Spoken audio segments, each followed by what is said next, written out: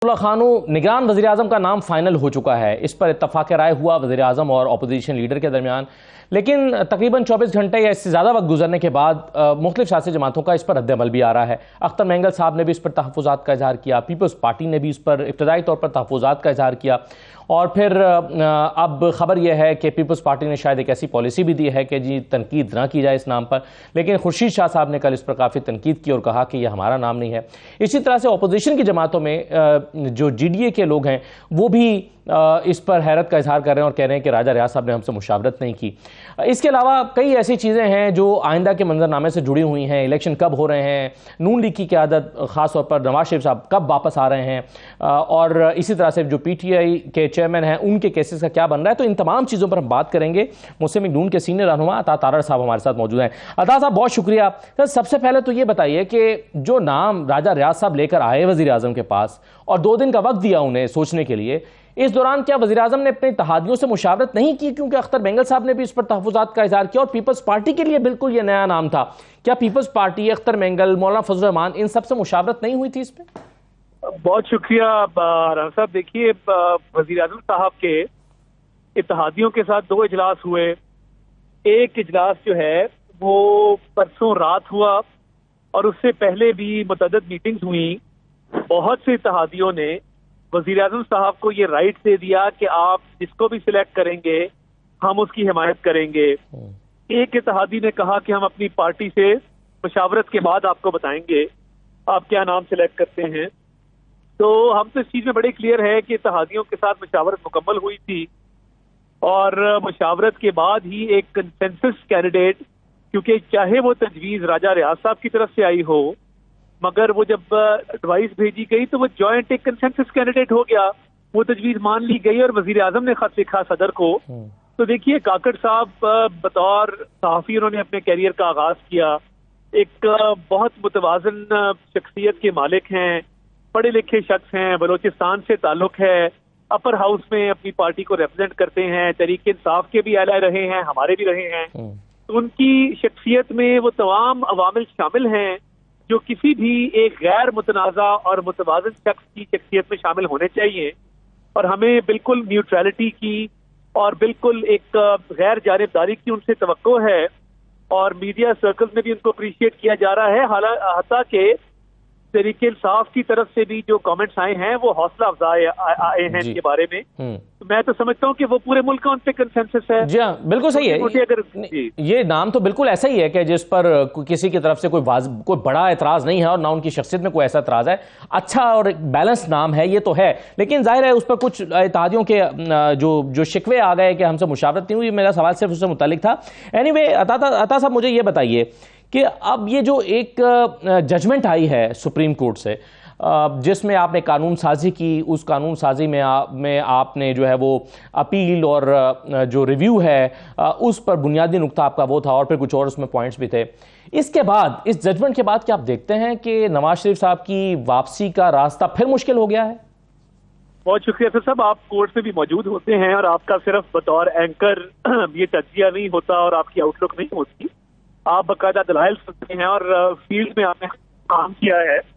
देखिए, जो हमारी 3 कानून साजियां हुई थी, पहले प्रैक्टिस एंड प्रोसीजर्स एक्ट आया जिसमें एक राइट ऑफ अपील दिया गया, बेंचेस की तश्कील के हवाले से 3 रुकनी कमेटी का क़याम जो है उसके हवाले से शेख डाली गई।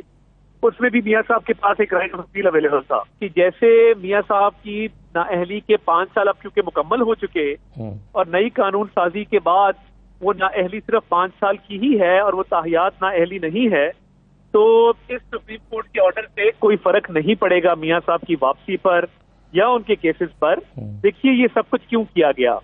इसके पीछे सियासी अवामिल नहीं थे। बार काउंसिल्स की, बार एसोसिएशन की बड़े अरसे से ये डिमांड थी कि आप सुप्रीम कोर्ट में अपील्स को और रिव्यू को रेगुलेट करें। यानी जिस शख्स का केस 30-35 साल ट्रायल कोर्ट में धक्के खा खा के हाई कोर्ट से होते हुए सुप्रीम कोर्ट पहुंचता है और 30-35 साल का दौरानिया होता है, उसकी अगर किसी बिना पे अपील रिजेक्ट हो जाए, जैसे कि शाहरुख जिस केस में हुई और इंसाफ ना मिल सका, आपके पास ऑप्शन कोई नहीं, फिर दुनिया में इंसाफ कोई नहीं है। सही है। अल्लाह ताला की अदालत में इंसाफ होगा एक दिन, मगर इस पाकिस्तान में दुनिया में फिर इंसाफ कोई नहीं है। हाँ। तो एक हक दिया गया था जी। कि जिन लोगों के साथ नाइंसाफी होती है, कई दफा कत्ल के केस होते हैं, कई साल बाद सही है, लेकिन अता साहब उसमें एतराज सुप्रीम कोर्ट का सिर्फ ये था कि इसको आपको आईनी तरमीम के जरिए आप ये कर सकते हैं, ऑर्डिनरी लेजिस्लेशन के जरिए कर नहीं सकते।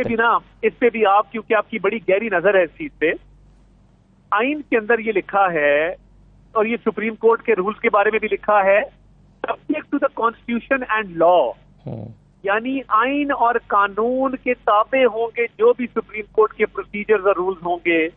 अब जो आइन के खालिक हैं, जिन्होंने आइन बनाया, फ्रेमवर्क ऑफ द कॉन्स्टिट्यूशन, अगर वो चाहते तो खाली सब्जेक्ट टू कॉन्स्टिट्यूशन लिख देते। लॉ का लफ्ज इसलिए लिखा गया क्योंकि लॉ के थ्रू ये चीजें रेगुलेट हो सकती हैं और होती रही हैं। सुप्रीम कोर्ट के बहुत सारे जो एक्शंस हैं वो रेगुलेट कानून के थ्रू होते हैं। सही। अब कानून साज असेंबली है और वो आइन की तरमीम का भी हक रखती है 2/3 अक्सरियत से जी। मगर क्या एक कानून को मार्ज़े वजूद में आने से पहले खत्म कर देना, एक कानून को कलअदम करार दे देना, क्या ये एक राइट यूसर्फ नहीं हो रहा पार्लियामेंट का, कि पार्लियामेंट का राइट था कानून साजी का? सही। अब वो सुप्रीम कोर्ट जो है उसमें मुदाखलत कर रही है। सेपरेशन ऑफ पावर्स के मुताबिक एग्जीक्यूटिव, जुडिशरी और लेजिस्लेचर के अपने अपने रोल्स हैं और अपने अपने रोल्स तक ही अपने आप को कन्फाइन रखना। सही है, सही है। चलिए अता साहब, इसमें तो ये है कि एक रास्ता मौजूद है, दोबारा जाया जा सकता है सुप्रीम कोर्ट के पास, लेकिन ये एक अलग चीज है कि नवाज शरीफ साहब की नाअहली 5 साल की है या ताहयात है, लेकिन उनकी वतन वापसी एक अलग मामला है। तो उनकी वतन वापसी की राह में जो रुकावट है, जाहिर है वो उनकी सजा है, लेकिन कानूनी तौर पर क्या उनके पास रास्ते नहीं थे? कोई उनको फांसी जमानत अप्लाई की जा सकती थी, कोई सजा मुअत्तली की दरख्वास्त डाली जा सकती थी। जब उनके अपने भाई की हुकूमत होते हुए ये मुमकिन नहीं हो सका, तो अब कैसे मुमकिन हो पाएगा अता साहब? देखिए, 2 चीजें हैं। एक तो इस्लामाबाद हाई कोर्ट में जो एवन फील्ड का केस है, उसमें मरियम नवाज शरीफ साहिबा पे मावनत और एयानत का इल्जाम था कि उन्होंने अपनी वालिद की मावनत और एयानत की है। दुरुस्त। जब डिविजनल बेंच ने इस चीज की तहकीक की कि किस चीज की मावनत, और अदालत के अंदर मरियम नवाज शरीफ साहिबा बाइज्जत बरी हुई, उनको मावनत और एयानत के जुर्म से इसलिए बरी किया गया कि वो जुर्म सरजमी की मावनत और एयानत का इल्जाम था। सही। तो नवाज शरीफ साहब ने बाय दैट एनालॉजी आके वो अपील को रिवाइव करना है, नंबर 1। ठीक। और अल अजीजिया में भी इसी तरह का मामला है कि वो इस्लामाबाद हाई कोर्ट में आएंगे और अपनी अपील का राइट, जो इस्लामाबाद हाई कोर्ट ने अल अजीजिया के ऑर्डर में लिखा कि जब वो वापस आए, कानून में आए और आकर अपने आप को पेश करें, तो उसमें उनके पास अपील का राइट मौजूद होगा। वो अपील का राइट भी अपनी जगह मौजूद है। तो ये दोनों राइट मौजूद होते हुए आप दुरुस्त फरमा रहे हैं, प्रोटेक्टेड बेल ली जा सकती है जी। मगर देखिए, उनकी वापसी की टाइमिंग अब उस पर फैसला हो जाएगा। कानूनी टीम भी मदद करेगी, सियासी टीम भी मदद करेगी, बहुत सारी चीजें थी जो तय होनी थी। सर, यही तो मेरा सवाल था कि ये आपके पास ये कानून रास्ते मौजूद हैं, खासतौर पर मरियम नवाज का फैसला इस्लामाबाद हाईकोर्ट से आने के बाद तो बिल्कुल वाज़ेह हमें भी दिखाई दे रहा है कि रास्ता मौजूद है, लेकिन इस ऑप्शन को इस्तेमाल नहीं किया गया, बावजूद इसके कि तमाम कानूनी मुशावरतें लंदन में भी हुई हैं, दुबई में भी हुई हैं, बहुत सारी मुशावरतें। तो फिर रुकावट क्या महसूस की गई है? रुकावट कोई नहीं है। मेरा बतौर सियासी वर्कर अगर मेरे से पूछें तो मेरे ख्याल से तो उनको अगले महीने आ जाना चाहिए। और देखिए, एक सियासी भी सोच होती है कि इलेक्शन के अनाउंसमेंट के साथ आया जाए, इलेक्शन में उतरा जाए। तो ये बहुत सारे फैक्टर्स हैं जो कानूनी भी हैं, सियासी भी हैं, जिनको मद्देनजर रखते हुए ये फैसला किया जाएगा। मगर अब वो बहुत जल्द आ जाएंगे, और वो हुकूमत में आते तो आकर इलेक्शन का इंतजार करना पड़ना था। तो मेरा ख्याल है कि वो आके अपनी पार्टी को मुनज़्ज़म करेंगे, मुतहर्रिक करेंगे, कैंडिडेट की सिलेक्शन, पार्लियामेंट्री बोर्ड, इंतखाबी जलसे, कानूनी जंग के साथ साथ ये सारे मराहिल आ जाएंगे। तो एक मौजू वक्त है जिसके मुताबिक उनको वापस आ जाना चाहिए। सही है।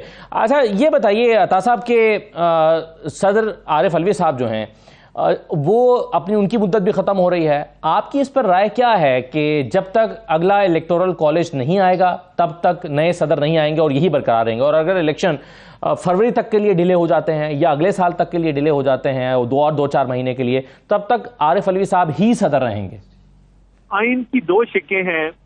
एक शिक ये कहती है कि सदर, जब तक नया सदर मुंतखब नहीं होता, वो कंटिन्यू करेगा। वो लिखा है कि अंटिल